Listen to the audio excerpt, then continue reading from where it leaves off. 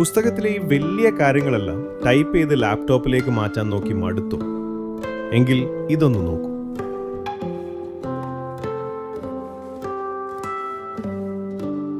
ആദ്യം നിങ്ങളുടെ ഫോണിൽ ഗൂഗിൾ ലെൻസ് ഓപ്പൺ ചെയ്യുക. എന്നിട്ട് ആ വരികൾ ഫോട്ടോ എടുക്കുക.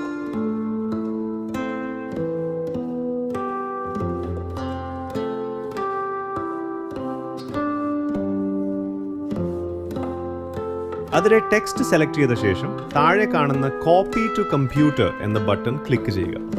രണ്ടിടത്തും ഒരേ മെയിൽ ഐ ഡി ആയിരിക്കണം.